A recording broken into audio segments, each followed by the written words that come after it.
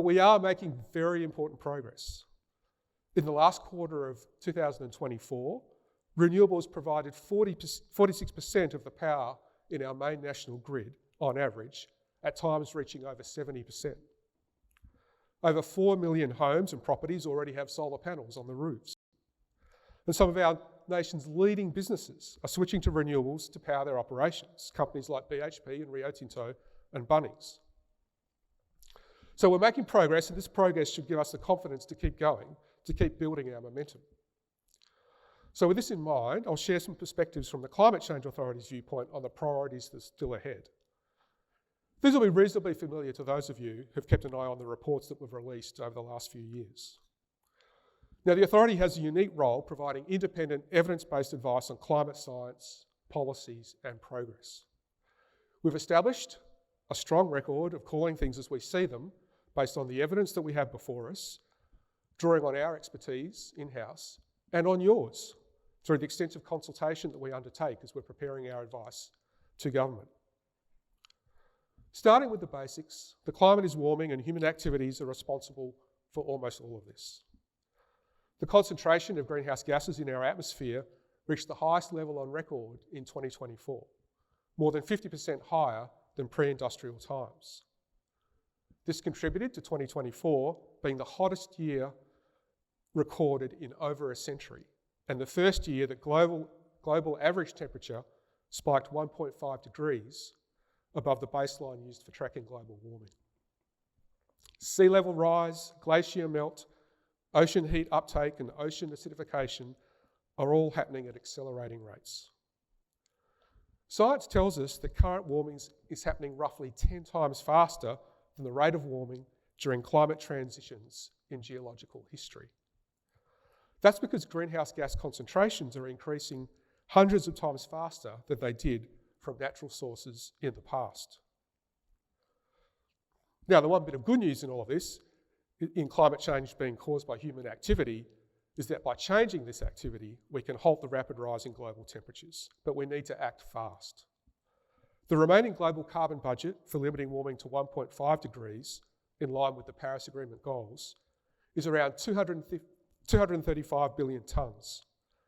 Now that budget will run out in only 6 years if the world keeps pumping out pollution at the current rate. Now, obviously, getting emissions down is a global challenge and countries need to act together. This means that every signatory to the Paris Agreement doing as much as it can as soon as it can, because later will be too late. And this is the context in which the next Australian government will be setting a national emissions reduction target for 2035. The Authority is continuing to develop its advice on this target, and we expect to provide that to government in the near future. But Australians' actions can and will make a difference in this global fight. Overhauling our domestic economy with zero emissions energy sources, technologies and practices will directly reduce emissions and send important signals about what is possible to other advanced economies like ours. For example, Australia's world-leading uptake of rooftop solar creates both opportunities and challenges that we are learning more about all the time.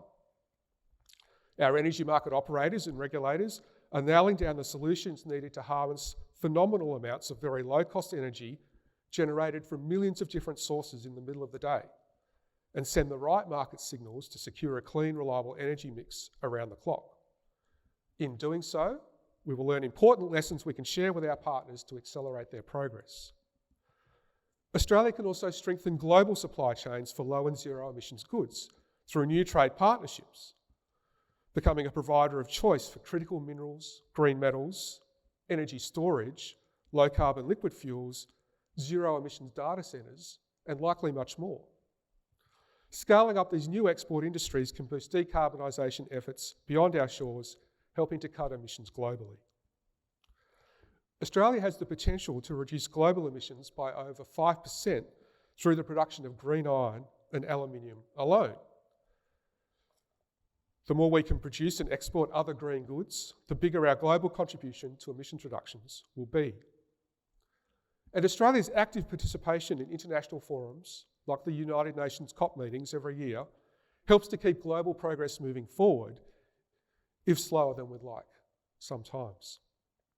And Australia has a proud history of brokering successful international efforts, like the global moratorium on whaling, protecting Antarctica from mining, and the Montreal Protocol to reverse the depletion of the ozone layer. The dialogue fostered through these global forums matters most when partners aren't on the same page, when there are tough implementation challenges to work through, moments like the one we're in now. So what Australia does absolutely matters. In the emissions we avoid at home, the progress we help to unlock for our partners, and the standards we join with others to set globally in these international fora.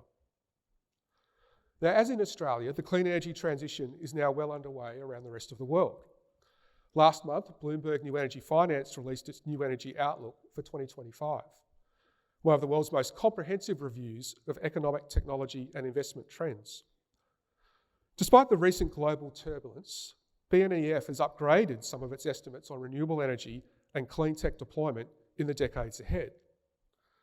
Why have they done that? Well, as they put it, these technologies continue to show advantageous and improving economics, which ultimately drive their adoption to unprecedented levels. Bloomberg found innovation and investment drove the global cost of typical solar farm modules down more than 20% in 2024. And for batteries, the fall in costs last year was about a third. So as a result of these trends, BNEF projects that globally, renewable energy generation will increase 84% in the 5 years to 2030 and then double to 2050. They see the share of coal, gas and oil in the power system more than halving by 2050 to just 25%. And by the middle of this century, 2/3 of all passenger vehicles on the road are expected to be electric, compared to just 4% now. That's 1 billion zero emissions cars globally by 2050. I just wanted to ask one question on one of the points that you raised about the need for better harmonisation and standardisation across jurisdictions and sectors. So just wondering what institutions or approaches do you think are important to get that better consistency nationally? Yeah, so it's interesting, sort of having worked in Canberra in the federal government for most of my career, that theme of how we get the right balance between sort of national regulation and national approaches to things to make things more efficient for the economy, for businesses operating across state and territories, and how we balance that against the fact that there are different circumstances in the states, in different states, and of course our constitution provides for different responsibilities for different levels of government. But I think when we're thinking about climate change and the net zero transition, there are some sort of areas specifically where the authority has already advised we probably need to do more and do better at coordinating across jurisdictions. And I think that one example of that would be in relation to environmental approval processes, which have both a Commonwealth and a state layer. They do seem to be halting the rate of progress in rolling out the clean energy infrastructure we need to underpin the net zero transition. Obviously, preserving our environmental objectives remains critical in all of this. So how do we find a way to balance the sort of competing objectives that we have, but allow this rollout to proceed at the pace it needs to proceed?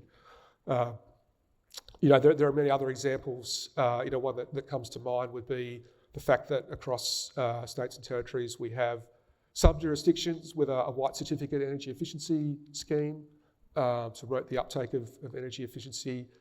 Some jurisdictions we don't. For those jurisdictions that do have the schemes, they differ.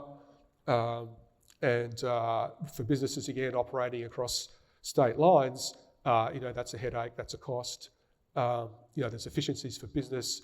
Likely we could get better outcomes from these schemes if they were at the very least harmonised and probably if they were integrated as well. And I think, Ross sort of harked back to sort of the previous major economic reform era in Australia.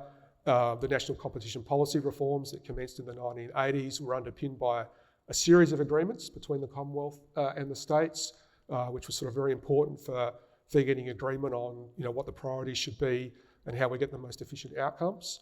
And the authority has put forward the idea that as we're thinking about the net zero transition and sector plans and how we get to where we need to get to, whether there might not be a role for a similar suite of agreements focused around climate, focused around resilience, trying to get the best outcomes for the nation.